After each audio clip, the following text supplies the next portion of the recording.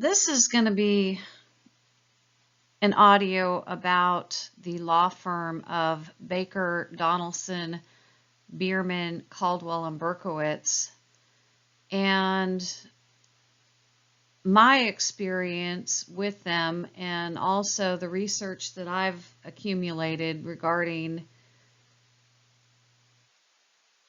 how many different areas of the government and private corporations they're involved in, because when you start putting the pieces together, which is what I did, you start to realize that they have a lot of connections. They're operating behind the scenes, and most people don't even know what's going on. Yeah, it's like the Wizard of Oz, like just things happening. And anyways, the website is listed on this presentation, TennesseeCorruption.webs.com, if you're looking for any links. So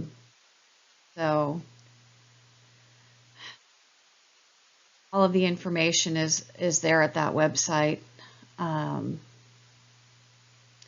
So I first came into contact with Baker in 2009 when our farm was attacked,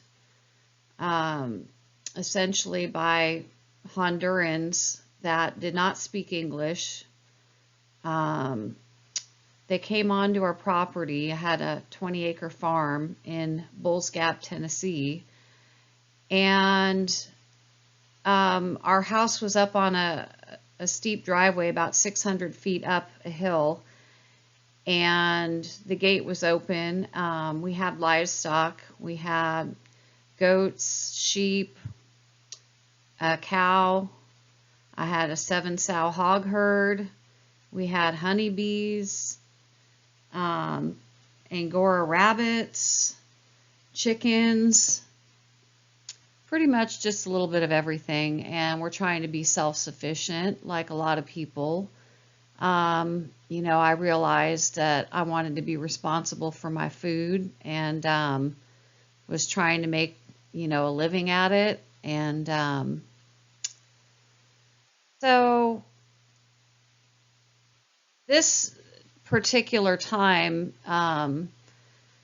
was after a period where there were several different events that happened that kind of led up to this, in my opinion. But then again, call me paranoid, whatever. But so I had joined a couple different groups and was active and wanted to run for Congress and, do it, kind of make a difference and in the area. And, was looking to stop the war in Iraq and just kind of advocating for Ron Paul and just some other little things that evidently the powers that be didn't really care for. And what I didn't know at the time was that Tennessee, which is where we moved to from California, they basically were ranked the #1 most corrupt state in the nation. And I didn't know it at the time, but there was a lot of corruption, especially in Greene County, Tennessee, which is just an area that kind of a good old boys network, where they have their Masons lodges in place, and their other church connections, and it's just a lot of it is family run, like people that have lived in the area for 4 or 5 generations. And they don't really care for outsiders, and they make it pretty they make it pretty clear.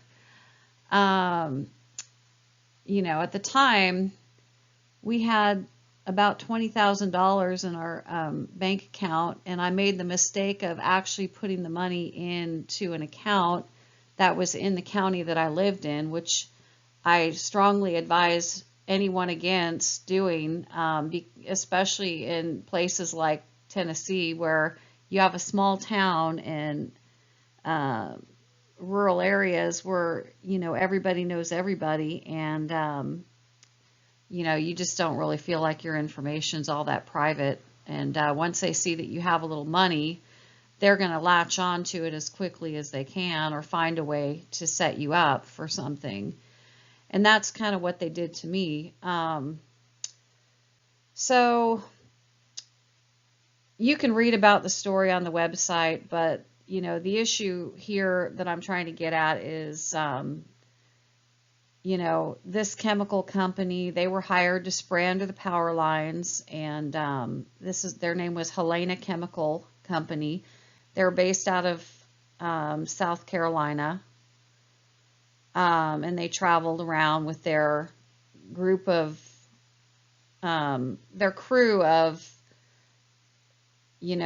migrants that really, they didn't even have authority. Number one, they didn't have authority to spray pesticides in the state of Tennessee. They didn't even have a license.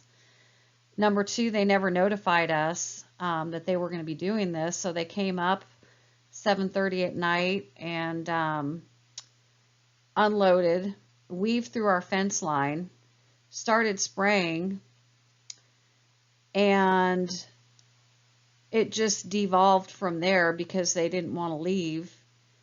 And when I called the sheriff's department didn't want to come out. They said it was a legal matter. So essentially what happened was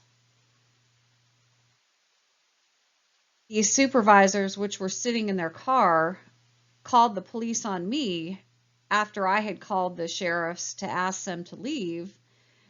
And they came out within 5 minutes, which it takes 15 minutes to get from Bulls Gap to Greenville, which is their office is in Greenville. And they were there in a matter of minutes, 4 squad cars, and came into our house without a warrant. And arrested me. There was nobody was ever injured except us. We lost over 22 livestock animals in the spray, which the Tennessee Department of Agriculture withheld the results of that for over a year. I had filed a lawsuit after they had arrested and charged me with aggravated assault, which they had no evidence of, and their migrants from Honduras essentially disappeared after the whole event. They had no documentation of these workers. And when I filed the lawsuit, come to find out, Baker Donaldson in Johnson City is representing Helena Chemical. And I didn't know it at the time because I was naive to the fact that there was one law firm that essentially was considered what I called like a fixer. They would go in and use their connections, which they've been thoroughly documented, to bribe judges. And essentially, they basically have a monopoly on a lot of different areas like banking. If you look at the companies they represent, the boards they sit on, it's unbelievable. So I'm going to go through that and just detail quickly, try to quickly detail this. There is no quick. Um, because just get into how this law firm essentially is ruined.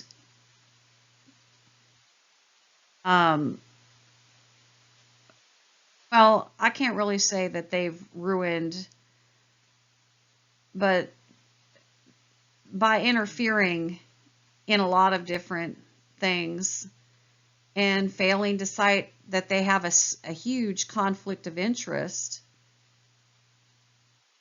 just, violates pretty much every single supposed law that we have with regards to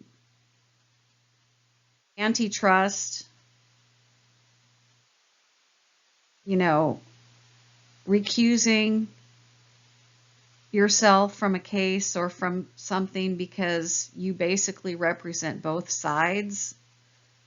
And they've kind of failed to do that. So I'm going to detail that here. But first, I'm going to give an overview.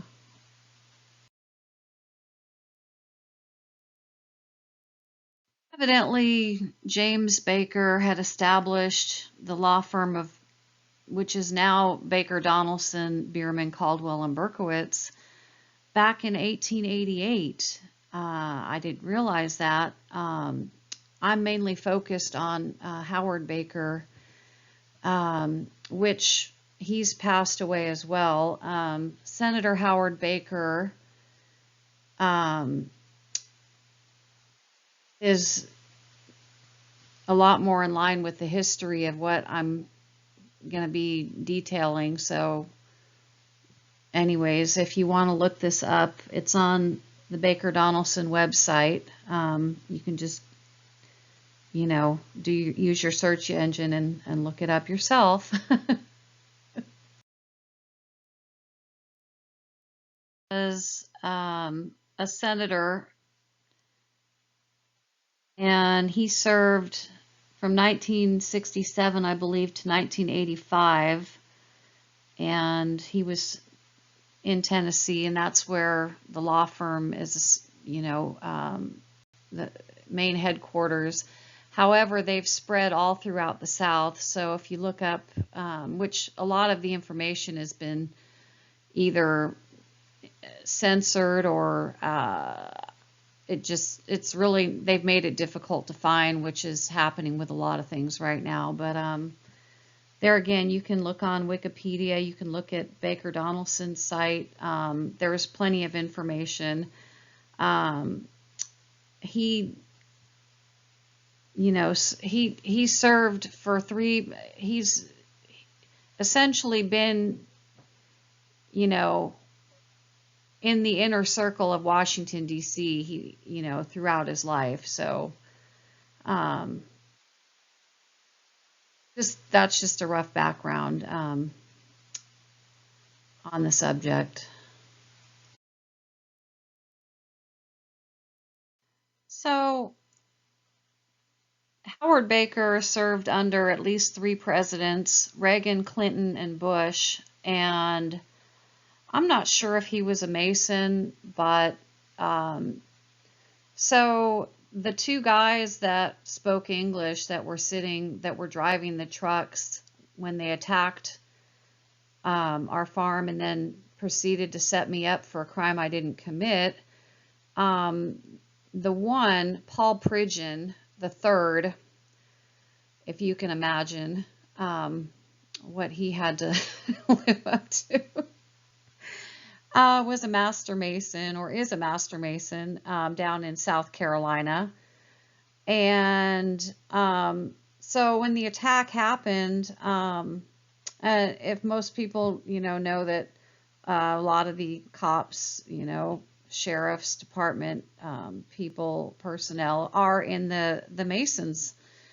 And if you go back and look at the Masons' history, you see that they don't allow women, which to me is discriminatory. Oh, they claim, yes, they have the Women of the Eastern Star. That's for the women. They operate in secret. And, just, goes kind of in line with my feeling that a lot of the nonprofit organizations or the charitable organizations in this country are questionably being used for nefarious purposes. They don't have to submit a record of their finances to the public. And if you ask them, like some of the local churches I've asked,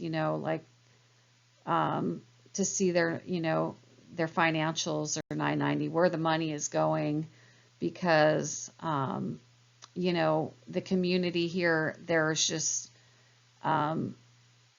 it's questionable. We can't even apply for grants because the records in our county, well, that's a whole nother story, so I won't even get into that. But I'll do another video on that as well, because it's a page turner for sure.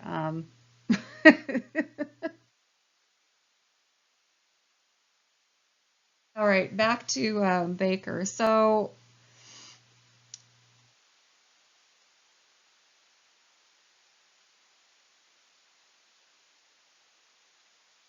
basically, he had plenty of time, to make a lot of connections in Washington.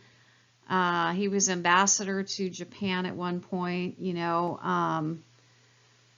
so they've, essentially, they've named a lot of different buildings after Howard Baker. If you go to Knoxville or you look online,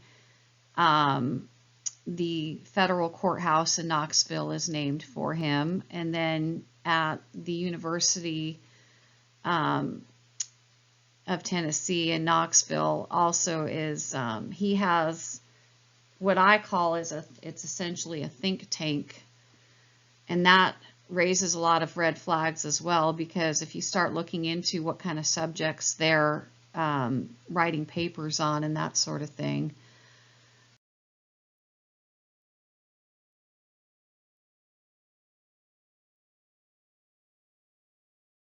So here is the center that I was talking about, the Howard H. Baker Jr. Center for Public Policy in Knoxville. So you can just see that he had his hands in a lot of different pots as far as shaping public policies, wanting to, be involved in a lot of these. So they sat on a lot of boards. If you look up the banking boards for Tennessee, you'll see that any regulatory board, they're on it. I've documented that on my blog, which is listed in the notes as well. And if you go and look through their client list, which it was available on law360.com, you can see that they pretty much dominate a lot of the different industries. We're talking about, if you look at the insurance industry, for example, you think, when you're shopping for car insurance and you look, I'm going to, check on State Farm, or I'm going to get an estimate from, another company. Well, it doesn't matter what company you look at, because Baker Donelson represents every single insurance company, every major insurance company, and they sit on the board for all of these insurance companies. So the regulatory board is,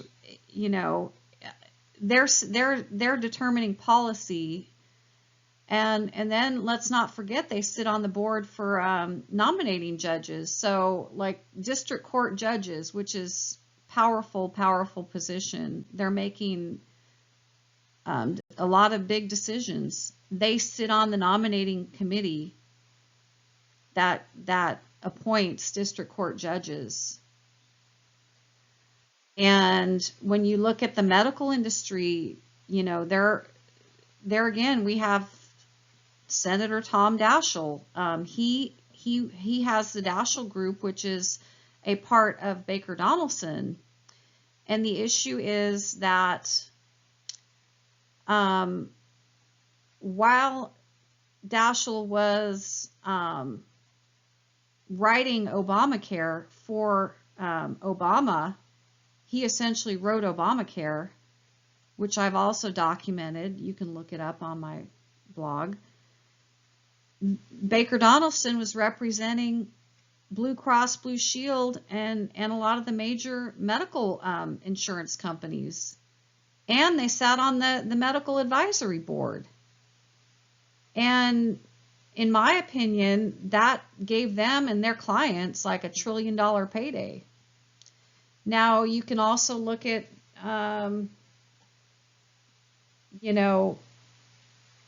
the war machine. So if you go on to my blog, you can see, Baker represents Ford Motor Company, Monsanto, all of the major defense contractors. They represent the United States of America, and they represent Israel. They represent the Tennessee Valley Authority, and in fact, so this area here, basically that I was essentially relocated to, and it's run by the Powell Valley Electric Cooperative, and it's supposed to be a cooperative, but it's really not. They don't really give us access, and we don't have any freedom to pick where our electricity comes from. A lot of these county boards and these other places, they meet in private. They don't really want citizens' input.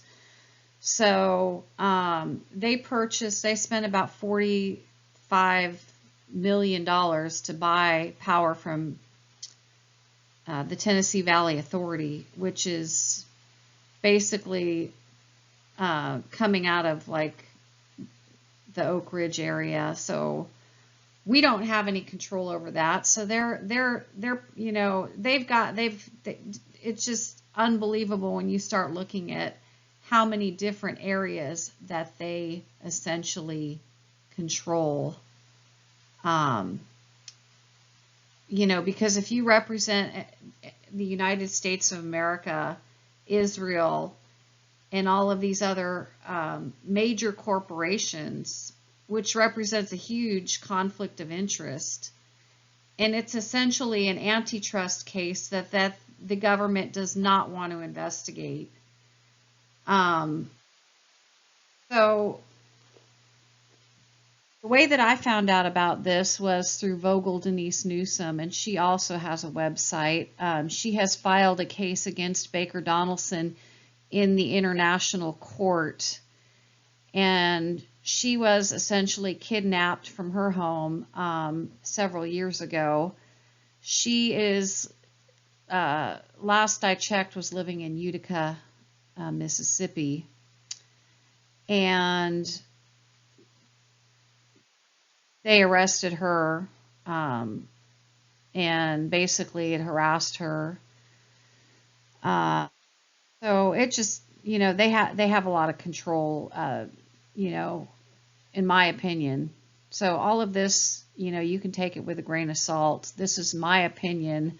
This is, not, you can research these items yourself and you can look them up and you can find that the majority of what I'm saying is all thoroughly documented. So the issue, is that Baker Donelson, buying through the clients that they represent, the money that they receive, Everybody thinks we have a democracy in this country, but if that were the case, then why is it that they control all of these things? Because so when I went to court for my case, Judge John Duggar out of Greene County, he travels around. He's a traveling judge to all these little counties in Tennessee. He's a real VIP character. If you ever get a chance to go to his courtroom. Anyways, so I was basically forced, I felt like I was forced into representing myself in this jury trial, and they essentially handpicked the jury. There was a husband and wife on the same jury pool. They never actually showed these jury members being picked out of a hat, which was supposedly the way that Tennessee did it, according to their law, which there again, you know, that's a whole nother story, because what I've discovered is related to the U.S. government operating under the Uniform Commercial Code and not the Constitution. So that's a whole nother subject. But the thing was that Duggar had come into some bank stocks, and the funny thing was these bank stocks just he happened to cash them out. I believe it was after my case. He came into these bank stocks that Baker Donelson was overseeing a merger. So it just happened that Duggar received these stocks from this bank merger right around the same time that all of this was going on with my trial. And so it was just, really fishy. And, and then Paul Pridgeon,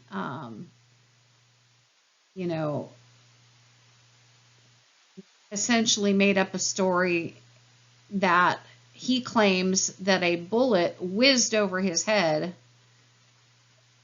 and they had no evidence or proof, but, it's just kind of like Ruby Ridge, they wanted to get me out, and they wanted, they didn't like, what we had to say, our groups, which we were asking, for a lot of things, I guess, back then. They didn't like Ron Paul, as most people know.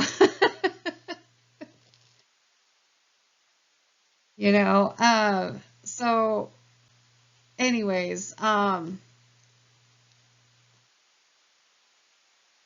get on to the other part here.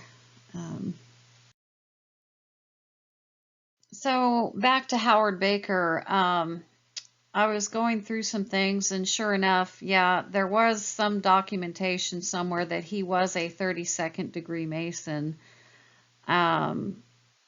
So that is one thing I had found. For some reason, I'm not able to switch back and forth. I wish I was better at this video making, but maybe it'll come with time. So, this is a summary of essentially the industries that Baker Donelson controls. The one that I was wanting to point out on this page is that the 4 major cell phone carriers, AT&T, T-Mobile, Verizon, and Sprint, are all also represented by Baker. I think, not sure if T-Mobile sold out, but that's just another industry that I feel they essentially have a monopoly on. So here we think we have a choice with who we're going to have our phone service with. And there again, that's not the case. It's kind of like when I found out that Baker Donaldson not only represents Monsanto, but they also represent Whole Foods, which is essentially owned by Amazon now. So, there again, I mean, it's kind of like a oxymoron. Like, why would you represent a toxic chemical company and a health food store, which, is kind of again, it's a conflict of interest. But my theory is that a lot of these corporations have essentially paid for services that Baker renders, or the connections that they have within the government, because they represent the government. So, if you have an attack, a chemical attack on your property, and the law firm that represents the chemical company also represents the government, well, you're home free. I mean, you can do what you want. So, there again, I mean, when you have a monopoly of all of these things, you can see the list: chemical companies, automotive manufacturing, aerospace and defense contractors, internet selling via eBay and others, government, consumer industries like grocery stores, banks and investment houses, insurance companies, and and then on top of that, you're setting policy for all of these boards. You know, it's essentially,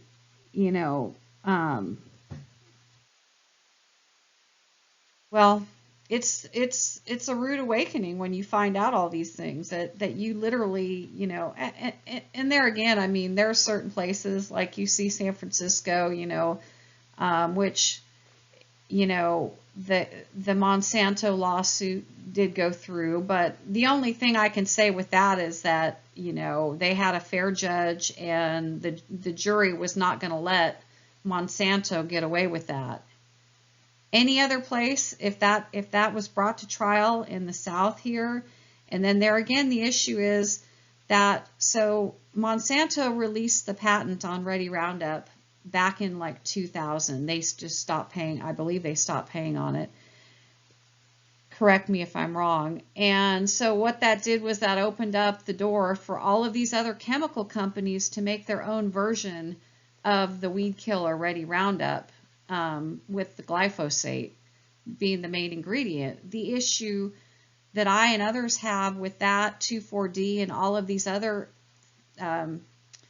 pesticides or weed killers is that the inert ingredients, which can make up, up to 70% or more, I don't know what the number is, of the mixture, are, some of them are just as harmful as glyphosate or 2,4-D. And so you have the issue of that,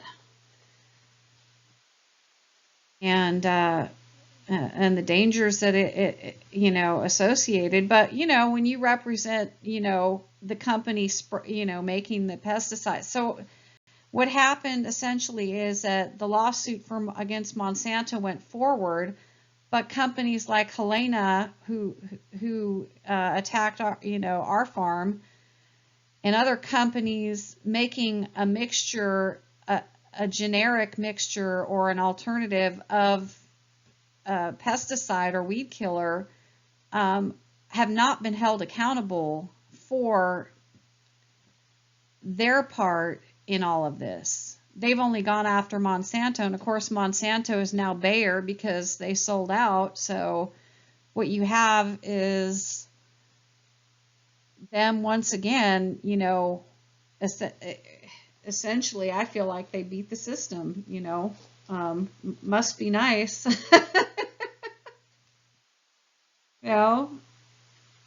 But anyways, I'm going to end this. I hope you have a great day. Thanks for listening.